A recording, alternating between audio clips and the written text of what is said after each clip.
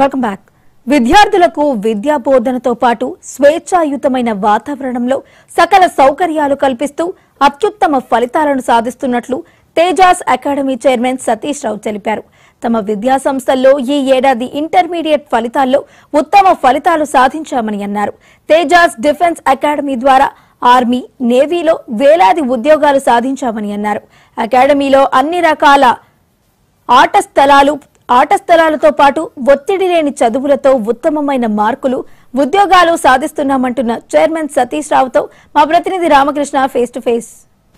Intermediate ఫలితాల్లో కరీంనగర్ చెందినటువంటి Tejas junior college అత్యుత్తమ ఫలితాలతో విజయకేతనం ఎగరవేసింది. తేజాస్ అకాడమీ చైర్మన్ సతీష్ రావు గారు మనతో ఉన్నారు. సార్ చెప్పండి, తేజాస్ అకాడమీ నుంచి ఇంటర్మీడియట్ జూనియర్ కాలేజీలో అత్యుత్తమ ఫలితాలు పొందారు.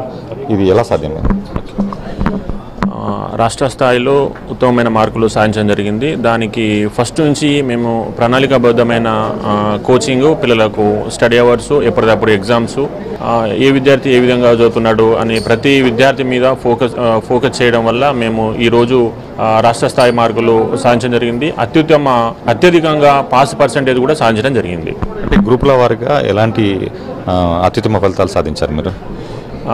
జూనియర్ ఎంపీసీ విభాగంలో 470 గాను 466, 465 ఈ విధంగా కంటిన్యూగా అత్యధిక విద్యార్థులు 460 పైన మార్కులు సాధించడం జరిగింది.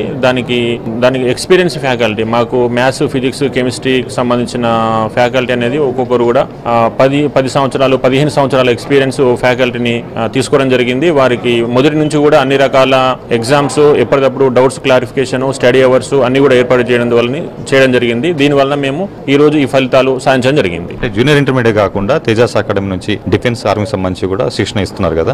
సో ఈ శిక్షణ ఎలా కొనసాగుతుంది? ఇప్పటివరకు వచ్చినటువంటి మొత్తం ఫలితాలు ఎలా ఉన్నాయి?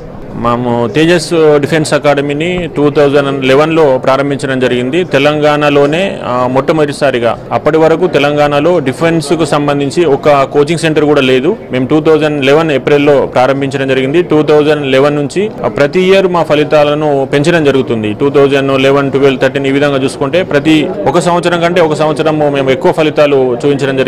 ఈ విధంగా డిఫెన్స్ ఉద్యోగాల గురించి అవగాహన కల్పిస్తూ ఎయిర్ ఫోర్స్, నేవీ, ఆర్మీ రంగాలలో, అదేవిధంగా స్టేట్ కానిస్టేబుల్, సిఆర్పిఎఫ్ ఈ విధంగా అన్ని కేటగిరీలలో 2000కు పైగా విద్యార్థులు ఈరోజు ఉద్యోగాలు సాధించడం జరిగింది. డిఫెన్స్ అకాడమీ సంబంధించి ప్రత్యేక సౌకర్యాలు కావచ్చు, లేకపోతే శిక్షణ అని చెప్తున్నారు కదా, ఎలాంటి ప్రత్యేకటువంటి సౌకర్యాలు ఎక్కడగా ఉన్నాయి?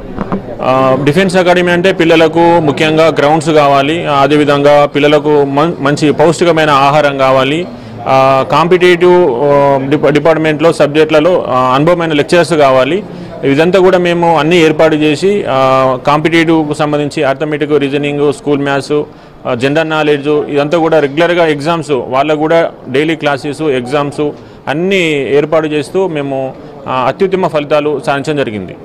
సో ఇది జూనియర్ ఇంటర్లో మొత్తానికి అత్యుత్తమ ఫలితాలు సాధించాం. అదేవిధంగా డిఫెన్స్ అకాడమీ కూడా ఎక్కడా లేని విధంగా ఇక్కడ సౌకర్యాలు కల్పించామని కూడా చైర్మన్ సతీష్ రావు చెప్తున్నారు. కెమెరామెన్ వినయ్తో రామకృష్ణ, మహా న్యూస్, కరీంనగర్.